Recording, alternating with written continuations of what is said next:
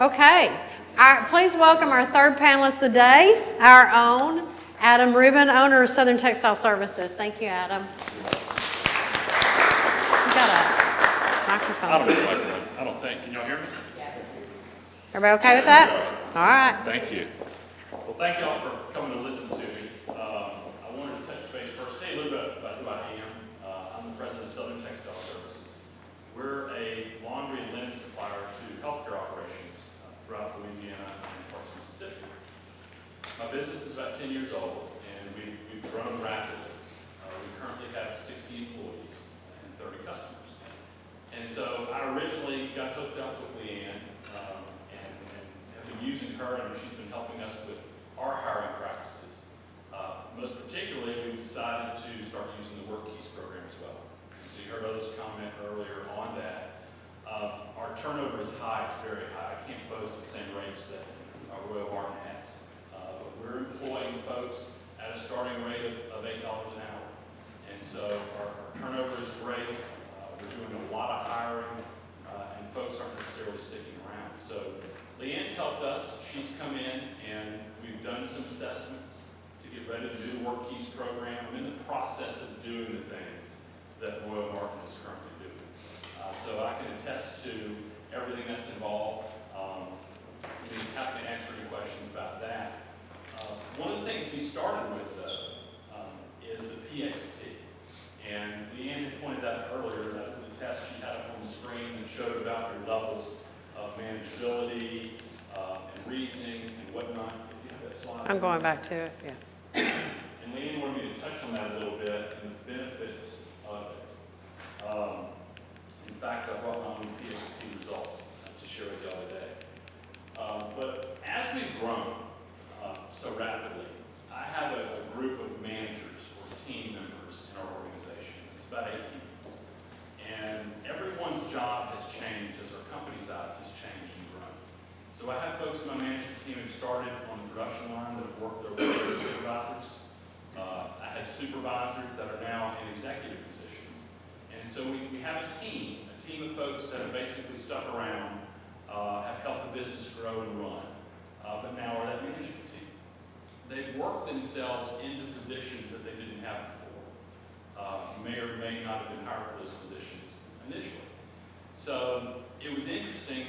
I asked Leanne to come in, and everybody did the PXT test, my administrative team. And my thoughts were twofold in this process. Number one, how could I get everybody to understand each other? Because we were having some conflicts in our team. Simple things. And then also, how do I profile people in my team? So as my team grows, I'm going to be able to hire folks like this to grow my company. Something interesting when I talk about conflicts, just in day-to-day operations of the business, you have managers, you have supervisors, and we constantly had issues with, in these team meetings that we would have once a week, executives dictating things that need to be done to supervisors. And the supervisors would handle things differently. Some would come back with detailed, organized plans on things that need to be done. Some would show up completely unprepared. And we started asking ourselves certain questions about these folks. Well, are they not listening? You know, why aren't they doing what I asked them to do? And they're all good employees. They're all strong. So PXT allowed us to really profile each individual. In group setting, we did this as a group, we shared the results with everyone, to really determine what people's strengths and weaknesses were. And it was really phenomenal because sharing those results with everybody, light bulbs began to go off. You know, I have one gentleman in my team who's, and I forget what it was exactly, I think it was objective judgment, okay? I've got a guy in my team who we're working on a particular problem, and he's nothing but a pain, right? Well, have you thought about this? Have you done this? Or why are you going to do that? You know, bickering questions, all types of information, very difficult to work with. Well, when these results come out, he scores at such a level that everybody realizes, well, hey, now I understand why this guy is being, you know, the way he is. Why is he so negative? You know, well, he wasn't necessarily negative, but he demanded particular information in order to make a decision. So I'll give you an example of the PXT So I brought my results. And what this really means, so we go through and everybody takes this test and answers particular questions. And so I scored, which this is not a good or a bad, and I'll explain why, in numeric reasoning. I scored a 10, all right, which is as high as you can score. That's not necessarily a positive. What that means is I think in terms of numbers. And because I do, when I'm talking to folks about particular things that are number related, I'm using a higher level of numeric reasoning in my own communication. So it became apparent to me, because I scored high, that necessarily wasn't positive, but more of a detriment, something that I need to work on. Because when I'm explaining things to folks at a particular level, they weren't necessarily understanding what I was saying, right? And it's not because they weren't listening. It's not because they weren't intelligent, but it allowed me to understand exactly how I need to communicate in a particular manner. Another thing is manageability. So I scored very low in manageability. In fact, everyone in my team scored very low in manageability. You know, the folks that are part of my team are folks that have kind of risen to those positions. They manage the process of my business very well. They're the ones running here to unload a truck and running here to cover this piece of equipment. And they're always there, they're there all the time. But they're not necessarily the best communicators with folks that score high on manageability. So let me explain to you what I mean. I scored low in manageability, just like my team members. So what that means is I'm independent. I don't need a lot of oversight, right? I don't need someone to stand there and check my work and tell me what to do. In fact, it doesn't work very well for me. It frustrates me. Tell me what I need to do, and I'll do it. I'm an independent worker. And a lot of my team leaders are that way. They're those independent workers, and that's why they've raised the positions that they're in. But on the flip side, they're not very manageable people. So a lot of the stresses that I've had in trying to manage my managers and them being unmanageable is because they score low in manageability. You know, on the flip side, my production line workers, I would venture to say, we haven't tested them all, are on both sides of the scale. And so, you know, those that score low in manageability, that understand the tasks, that are doing the tasks, are doing it well because they communicate and see the same way as my supervisors that score low in manageability. However, those that score higher on manageability, those that need the constant feedback and direction, there's a disconnect. All right. So the PXT test has really allowed us to understand who we are as managers, to understand each other as managers. And so some of the stresses in our team of communicating with each other was explained in this. And we joke about it now. You know, it's not about, hey, why are you being such a negative ass? All right? It is, hey, we understand you are the way you are because that's the way you are. All right? And that's relieved some stresses there. But it's also allowed us to understand, as we grow our team, where do we need to fill in holes? You know, if we have folks that are all low manageability, I need to employ future team leaders that are higher manageability to round out that particular pool. It also, right now, we have to be looking for a supervisor. To fill a position, we have an opening. So one of the things I haven't shared with you yet is I'd like to assess these particular PXT results for my strong team members and use those to profile a prospect employee. All right. So, you know, a supervisor is a position that requires certain talents and skills. It's a lot different than a line employee. You know, our line employees have to locate information. They don't have to be particularly strong in math or strong in reading. However, a supervisor needs to be strong in some of those skills in order to do certain reports, to analyze certain things. And then you also have strong communication skills, which is all pointed out in this PXT. So we're taking the next step. We're going to be utilizing the PXT for hiring and filling a particular position. So can't speak about it highly enough. All right, do y'all have any questions in regards to PXT? I do. Yes, ma'am. When you talk about manageability, you're talking about being able to be managed as opposed to being a manager. Yes.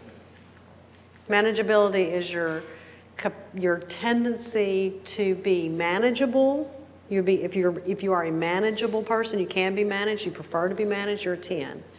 Low manageability means you prefer not to be managed, and you're not easily managed. And I just have to say again, every member of his leadership team scored low in manageability. Absolutely. Absolutely. They, you know, and we've learned that my folks that have moved that position are great at managing the process of my business, managing the business. But the real strengths in reducing turnover, the real strengths in increased productivity is being able to manage people. You know, and so that's how we're trying to use this to round out our team. Thank you very much. You can talk to me about it afterwards, and I'll share that with you. We're going to get to it. We're actually going to have somebody. So would you think that a 2 or a 3 or an 8 or a 9 would be more desirable because they're a little more flexible, or not necessarily? Again, it goes back to job fit. It depends on what you're looking for, and that's what Adam was saying. Is the next step once you've profiled, assessed several of your candidates, you want to take those successful candidates and say, where are they all falling? Because they're going to tend to fall in a range closer together. And then you can look at somebody that maybe is not as successful and say, where did he fall that's totally out of line with the other group? Because that's going to tell me what my critical gaps are. And so it really depends on what you're needing them to do. And I would say even between managers, his admin staff, and his supervisors, there might be a difference in which one you want. But I think the real value of using this PXT with existing staff is to help them recognize that I'm low in manageability, but I am managing people, so I cannot treat them the way I like to be treated, because we're hiring people who want to be managed, need to be managed in order to meet our numbers and our standards. And so you have to learn that about yourself. I had a similar employee that was sort of always very negative. And Leanne helped us, and we identified, and it was very clear. It's been some time, you probably don't remember. We did a couple of other things, and clearly this person was that negative person, the person who asked every question for all the right reasons. And my question to you is, or my point is, that just because you identify it doesn't mean you fix it, because there's still going to be that same person who's going to ask you a million questions, it's going to be negative, it's going to be a problem, and to go, oh, I know how you work, so it's, you either have to put them in another position, you have to move them because they're not good at what they're doing. Well, you have to figure out, again, it's about that job fit. So that highly, and we tend to call it critical, that highly critical person, that critical thinker, that questioner, that challenger, that devil's advocate, in certain positions, that's exactly what you want. In other positions, it's exactly what you don't want. It is about job fit. And having it a little closer to the middle would have been acceptable, but when they're so far out, because you do need some critical, you do need somebody to question. One of the things we talked about, that you noticed it had 10 stins, and we said 1 is not good, 2 is not good. It depends on what you're doing. But what we'd like to say is imagine that each of those numbers has a peg on it with a rubber band hanging from it. And you can take a 4 and they can stretch to a 2. It's not too much stretch, but if you take a 7 and you want them to stretch to a 2, you literally are causing an enormous amount of stress for that person and fatigue. Where we're working in our numbers, because obviously he can stretch outside that 10 on numeric reasoning, and he can say, okay, I'm dealing with people who don't think numbers, numbers don't really make that sense to them, so I'm going to explain it in a way that's not numeric. That's a stretch, and he can obviously stretch. But if you keep doing that, you're increasing stress, you're increasing fatigue. When I'm operating in my number, in my zone, I'm energized, and I feel better. And that's true of your employees too. It seems like by doing it with current employees, it lets you set expectations for what you kind of expect from employees. Like I have an employee that's, he's a great employee, he's a hard worker, he's loyal and stuff like that. And I want him to be kind of that manager to kind of take charge of the project kind of guy, but just, I can't get him there. If I play kind of test, I can look and say, hey, well, yeah, this is who he is, and this is how he works, so he's not. And you may find that there's just one thing outside the zone of a manager that's causing you, and you can either accommodate for that, and you can train people. We're not going to move their natural tendencies or their energy levels, but you can be trained. That's the toughest part, is when you have somebody that you want to move up to more responsibility and more pay and promote because they've done such a good job, but the fact of the matter is that they're not that person. Yeah. And it's very difficult, you know, to keep that person there. So, thank you. Excellent, thank you. Thank y'all so much. All right. And I love what Adam said there at the end. My brother has a construction company, and we think very, very differently. He's a wonderful man, but we think very, very differently. But one day he told me, he said, you know what, Leanne? At some point you've got to learn that if you listen to people long enough, they'll tell you exactly who they are. Sometimes we just don't want to listen. But thank you, Adam, so much. Okay, so this, I realized that I had this a little badly ordered. So I wanted you to hear Adam before you hear John Bradford, but I'm going to let you hear John, and then we're going to move on. And this is, John Bradford is the Vice President of Profiles International, and he's going to talk a little bit about assessments, but he's not going to talk just about his. I'm doing great. Thank you for including me today. We're excited to have you. John, tell us a little bit about come through Profiles that. International and your role there as a senior consultant. Can you hear that? International is part of Wiley Publishing. We've been in business since the early 1990s, and we pride ourselves on the different assessment tools that we provide our clients worldwide. My role, I'm a senior consultant with Profiles International. Been associated with Profiles International on the corporate staff for going on 11 years, and then actually been using Profiles tools since 1996. So in my role, I spend about 90% of my time working with clients throughout North America, and I focus on working with executives predominantly and helping them make sure that our tools are achieving the desired results that they are wanting to get from using assessments. So we're looking forward to hear what you can share with us about the tools and the techniques that you've used over the years that you found to be effective with companies for hiring and keeping the right people. Great. You know, Leanne, probably the most important thing I have learned over the years is when you use an assessment tool, it really gets back to what that end result is. And in the end, most people are wanting an assessment tool. When we think about your first grouping on selection, you want to make sure that the people that you hire can do the job. You want to learn more about how they're going to do the job, and you want to know, will they really love that job? And their assessment tools do a really good job of providing actionable data. The challenge with any assessment tool, and I'm going to be candid with you, actionable data left to itself is just data. And what you want is a given result. And that data comes to life when that data is used throughout the selection process. So when I see that a leader of a company, a president, a general manager, anyone who's a hiring manager, when I see them utilizing our tool, and they're seeing that information, and they have it for interviewing, and they have it for onboarding, and they have it for coaching employees, and it's used throughout the life cycle of employee, then our tools, or any assessment tool, not just ours, really is delivering the desired value.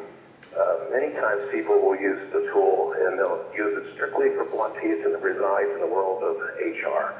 The tool comes to life when it resides in the world of that manager, because that manager really has to know in the end, when I'm going to use assessments, what's it going to provide me that I don't already have? Well, the key in today's world is you got to think about an iceberg. And when those candidates come in, people come in, we just get that tip of the iceberg. And that tip of the iceberg is what we can see and what they want us to know. And you go out on Google today, and you just do interviews and preparation for interviews, and gosh, the number of links that help people. What you want to do is get below that surface. You want to know what really makes that person who they are, so that hiring manager, that manager can learn to leverage that, and leverage it from the standpoint of, hey, how do I take advantage of the strengths that person has, and how do I quickly close gaps? When you use an assessment that way, all of a sudden you can start looking at accelerating performance. When that person's on board, taking just think the value, if you can take 2 weeks a month off of the learning curve, because you have the value, really great data about this person. The other thing about assessments is assessments can be really basic in that we can stop and think that, hey, here's this person, I want to know about this person, and I want to know how this person compares to the job. And I know earlier today you heard a presentation from WorkKeys, and earlier in my career I worked with WorkKeys, and I know WorkKeys allows you to set up a profile that says, hey, here's what we're looking for, here's that person. Good assessments have that ability to say, here's the person, here's what success looks like on the job, and here's the gap. And now when the hiring manager knows that gap, and they can close that gap, and they can say, okay, what will I do each day to bring the best out of that employee? That's when it comes to life. And that's what really delivers results, because assessment tools should just be about the data. It should be about performance and helping people achieve that desired performance, be it an entrepreneurial startup or the largest corporation in the world. But what's that desired performance, and how do we help people get there? Assessment data is just 1/3 of the process, but it's a valuable 1/3 to tell you the objective data that you may not have otherwise.